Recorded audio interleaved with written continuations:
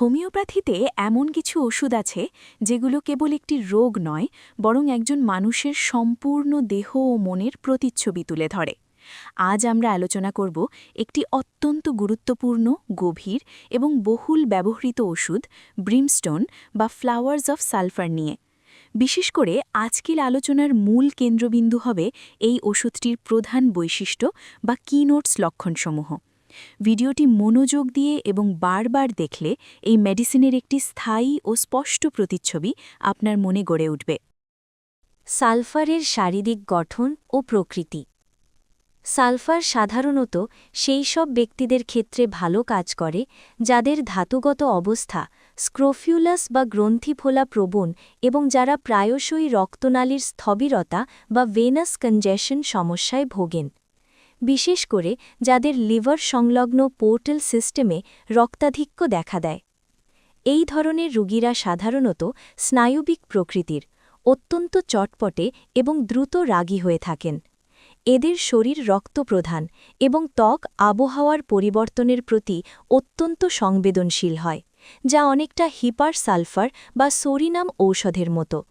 শারীরিক গড়নের দিক থেকে এরা সাধারণত রোগা ও পাতলা হন এবং এদের মেরুদণ্ড সামনের দিকে বাঁকানো বা কুঁজো থাকে, যার ফলে এরা হাঁটা কিংবা বসার সময় বৃদ্ধ মানুষের মতো সামনের দিকে ঝুঁকে থাকেন। শিশুদের ক্ষেত্রে সালফারের লক্ষণগুলো বেশ স্বতন্ত্র। এরা সাধারণত গোসল করা বা শরীর ধোয়া একদম পছন্দ করে না এবং শরীর বেশ রোগা হলেও এদের পেট অস্বাভাবিক বড় বা ফোলা থাকে। ঘুমের মধ্যে এরা অত্যন্ত অস্থির থাকে, শরীর গরম হয়ে ওঠে এবং গায়ের কাপড় লাথি দিয়ে সরিয়ে ফেলে।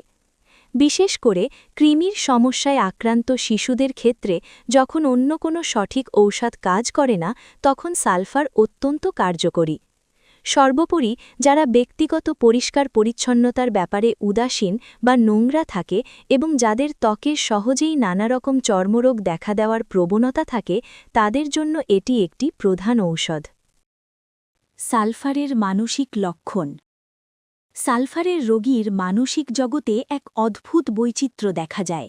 এই রোগীরা প্রায়ই খুব সুখের স্বপ্ন দেখে এবং সকালে ঘুম থেকে ওঠার সময় হাসি খুশি মনে গান গাইতে গাইতে জেগে ওঠে। এদের কল্পনা শক্তির এক বিশেষ বৈশিষ্ট্য হল, রোগী যে জিনিসের প্রতি আকৃষ্ট হয় বা যা তার পছন্দ হয়, তার সব কিছুই তার কাছে অত্যন্ত সুন্দর মনে হয়।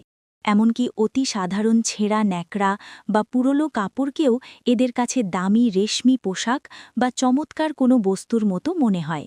তবে এই অতি কল্পনার পাশাপাশি এদের মধ্যে প্রচণ্ড আলস্যও বিদ্যমান। রোগী এতটাই অলস প্রকৃতির হয় যে কোনো কাজ করার জন্য নিজেকে সক্রিয় করতে চায় না, আবার অনেক সময় জীবন নিয়ে এতটাই বিষণ্ণ হয়ে পড়ে যে বেঁচে থাকার ইচ্ছাটুকুও হারিয়ে ফেলে। এছাড়া শারীরিক অনুভূতির ক্ষেত্রে এদের পেটের ভেতরে এক ধরনের নড়াচড়া অনুভূত হয়, যা অনেকটা গর্ভস্থ সন্তানের নড়াচড়ার মতো মনে হতে পারে, যেমনটা ক্রোকাস বা থুজা ঔষধের ক্ষেত্রেও দেখা যায়। সালফারের শারীরিক সাধারণ লক্ষণ। সালফারের রোগীদের শারীরিক বৈশিষ্ট্যের মধ্যে অন্যতম হল তাদের পানি বা গোসলের প্রতি তীব্র অনীহা। তারা শরীর ধোয়া বা গোসল করা একদম সহ্য করতে পারে না এবং গোসলের পর তাদের শারীরিক সমস্যাগুলো আরও বেগে যায়। হোমিওপ্যাথির গভীর তত্ত্বে সালফারকে একটি রিঅ্যাক্টিভ রেমেডি হিসেবে দেখা হয়, বিশেষ করে তীব্র বা তরুণ রোগের ক্ষেত্রে। যখন খুব সাবধানে নির্বাচিত ঔষধও কোনো কাজ করে না, তখন সালফার শরীরের রোগ প্রতিরোধ ক্ষমতা বা জীবনী শক্তিকে জাগিয়ে তুলে রোগচিত্রকে স্পষ্ট করে তোলে এবং সমগ্র কেসটিকে পরিষ্কারভাবে উন্মোচিত করে। এই রোগীদের আরেকটি বিশেষত্ব হল রোগের বারবার ফিরে আসা বা পুনঃ আক্রমণ। যেমন ঋতুস্রাব বা শ্বেতপ্রদরের মতো সমস্যাগুলো প্রায় সেরে যাওয়ার মুখে এসেও বারবার ফিরে আসে। সালফার রোগীদের জন্য দাঁড়িয়ে থাকা সবচেয়ে কষ্টকর অবস্থা। তারা বেশিক্ষণ দাঁড়িয়ে থাকতে পারে না এবং যে কোনোভাবে দাঁড়িয়ে থাকাটাই তাদের জন্য অস্বস্তিকর মনে হয়।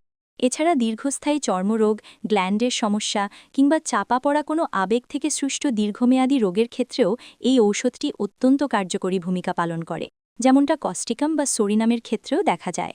সালফারের অন্যতম প্রধান বৈশিষ্ট্য হল শরীরের নির্দিষ্ট কোনো অঙ্গের রক্তাধিক্য বা কনজেশন হওয়া, যেমন চোখ, নাক, বুক, পেট, ডিম্বাশয় কিংবা হাত পায়ের রক্তের চাপ বৃদ্ধি পাওয়া।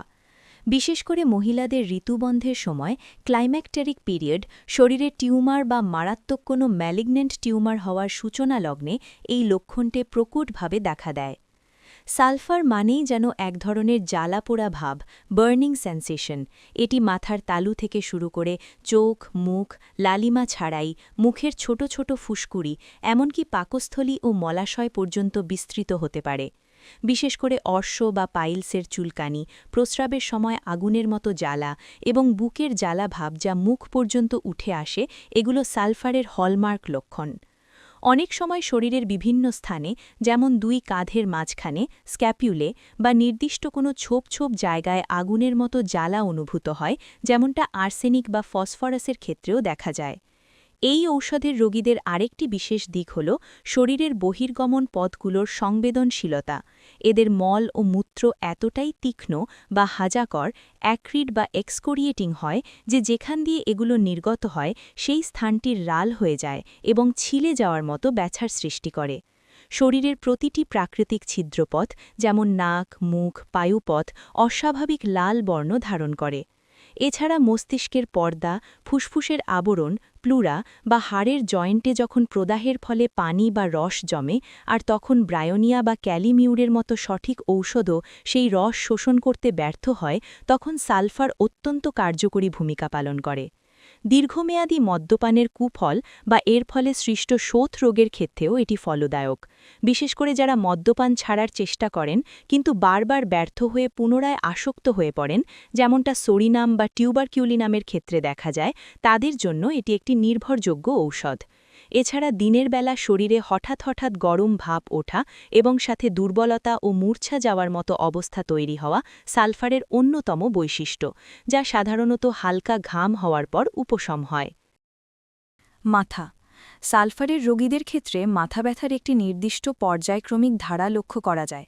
সাধারণত প্রতি 1 সপ্তাহ বা 2 সপ্তাহ অন্তর এদের প্রচণ্ড মাথা ব্যথা বা সিক হেডেক দেখা দেয়। এই ব্যথা রোগীকে এতটাই দুর্বল ও অবসন্ন করে ফেলে যে সে প্রায় চলৎশক্তিহীন হয়ে পড়ে, যেমনটা স্যাঙ্গুইনোরিয়া ঔষধের ক্ষেত্রেও লক্ষ্য করা যায়। এই ব্যথার একটি অদ্ভুত বৈশিষ্ট্য হল রোগীর মাথার তালু বা চাঁদি প্রচণ্ড গরম থাকে, কিন্তু সেই তুলনায় পা থাকে বরফের মতো ঠান্ডা। এছাড়া এদের মাথার তালুতে সবসময় এক ধরনের স্থায়ী উত্তাপ বা গরম ভাব অনুভূত হয়। মুখের লক্ষণের ক্ষেত্রে এদের ঠোঁট লক্ষ্য করলে দেখা যায় ঠোঁট দুটি অস্বাভাবিক এবং উজ্জ্বল লাল বর্ণ ধারণ করে। দেখে মনে হয় যেন ঠোঁটের পাতলা চামড়া ভেদ করে এখনই রক্ত বেরিয়ে আসবে, যেমনটা টিউবারকুলিনামের রোগীদের ক্ষেত্রেও লক্ষ্য করা যায়। সালফারের পরিপাকতন্ত্র ও মল সংক্রান্ত লক্ষণ। সালফারের রোগীদের পাকস্থলিতে এক অদ্ভুত ধরনের শূন্যতা বা অত্যন্ত দুর্বল ভাব অনুভূত হয়, বিশেষ করে সকাল 11টার দিকে। 10টা থেকে 11টার মধ্যে তাদের পেটের ভেতরটা যেন খালি হয়ে যায় বা তারা মূর্ছা যাওয়ার মতো দুর্বল বোধ করে, ন্যাট্রাম কার্বের মতো। এই সময় তারা দুপুরের খাবারের জন্য মোটেও অপেক্ষা করতে পারে না এবং কিছু খেলে সাময়িকভাবে আরাম পায়। সারা দিনই তাদের মধ্যে এমন দুর্বলতা বা মূর্ছা যাওয়ার মতো অবস্থা বারবার ফিরে আসতে পারে, যেমনটা জিঙ্কামের ক্ষেত্রে দেখা যায়। এদের মলত্যাগের অভ্যাসেও বিশেষ বৈশিষ্ট্য লক্ষ্য করা যায়। সালফারের ডায়রিয়া সাধারণত মধ্যরাতের পর শুরু হয় এবং এটি যন্ত্রণাহীন হলেও রোগীকে কাক ডাকা ভরে বিছানা ছাড়তে বাধ্য করে, যেমনটা অ্যালো বা সোরিনামের ক্ষেত্রে দেখা যায়। মনে হয় যেন অন্ত্রের ধারণ ক্ষমতা এতটাই কমে গেছে যে মল ধরে রাখা অসম্ভব। আবার অন্যদিকে কোষ্ঠকাঠিন্যের ক্ষেত্রে মল হয় অত্যন্ত শক্ত, গাঁটযুক্ত এবং শুকনো, যেন পুড়ে গেছে, ব্রায়োনিয়ার মতো। এই বড় এবং শক্ত মল ত্যাগের সময় প্রচণ্ড ব্যথা হয়, যার ফলে শিশুরা যন্ত্রণার ভয়ে মল ত্যাগ করতে চায় না বা প্রথমবার চেষ্টা করেই ব্যথার চোটে পিছিয়ে আসে। অনেক সময় এই কোষ্ঠকাঠিন্য ও ডায়রিয়া পর্যায়ক্রমে দেখা যায়। এছাড়া মলদ্বারে অর্শ বা পাইলসের সমস্যা থাকলে এবং তা যদি বিভিন্ন মলম লাগিয়ে চাপা দেওয়া হয়ে থাকে, তবে সালফার সেখানে চমৎকার কাজ করে। সালফারের জননতন্ত্রের লক্ষণ। স্ত্রী জননতন্ত্রের ক্ষেত্রে সালফারের ঋতুস্রাব সাধারণত সময়ের অনেক আগেই শুরু হয় এবং তা অত্যন্ত অধিক পরিমাণে ও দীর্ঘস্থায়ী, প্রফিউজ অ্যান্ড প্রোট্র্যাক্টেড হয়ে থাকে। বিশেষ করে গর্ভপাতের পর থেকে যেসব নারী পুরোপুরি সুস্থ হয়ে ওঠেননি বা জরায়ুর রক্তক্ষরণজনিত সমস্যায় ভুগছেন তাদের জন্য এটি মহা ঔষধ। ডাক্তার লিপির মতে এই ক্ষেত্রে নতুন চাঁদের সময় নিউ মুন 1 ডোজ সালফার অত্যন্ত কার্যকরী। সালফারের শ্বাসতন্ত্রের লক্ষণ। শ্বাসতন্ত্রের লক্ষণে দেখা যায় রোগীর রাতে হঠাৎ শ্বাসকষ্ট বা দম বন্ধ হওয়ার মতো অনুভূতি হয়, যার ফলে সে দরজা জানালা খুলে দেওয়ার জন্য ব্যাকুল হয়ে ওঠে। রাতে সে হঠাৎ সজাগ হয়ে যায় এবং পুরো রাত তার নির্ঘুম কাটে, অথচ বিকেলের দিকে বা সূর্যাস্তের পর তার প্রচণ্ড ঘুম পায়। সালফারের চর্মরোগের লক্ষণ। সালফারের চর্মরোগের বৈশিষ্ট্য অত্যন্ত সুনির্দিষ্ট। এদের শরীরে একের পর এক ফোড়া হতে থাকে, একটি শুকিয়ে যাওয়ার সাথে সাথেই আরেকটি নতুন ফোড়া দেখা দেয়, যেমনটা টিউবারকিউলি নামের ক্ষেত্রে ঘটে। এদের ত্বকে এক ধরনের তৃপ্তিদায়ক চুলকানি অনুভূত হয়। রোগী চুলকাতে খুব পছন্দ করে এবং চুলকানোর পর সেখানে প্রচণ্ড জ্বালা শুরু হয়। বিছানার গরমে বা উত্তাপে এই চুলকানি আরও বেড়ে যায়, যেমনটা মার্কারির ক্ষেত্রে দেখা যায়। শরীরের ভাঁজযুক্ত স্থানে ঘর্ষণজনিত ক্ষত বা হাজা দেখা দেয়।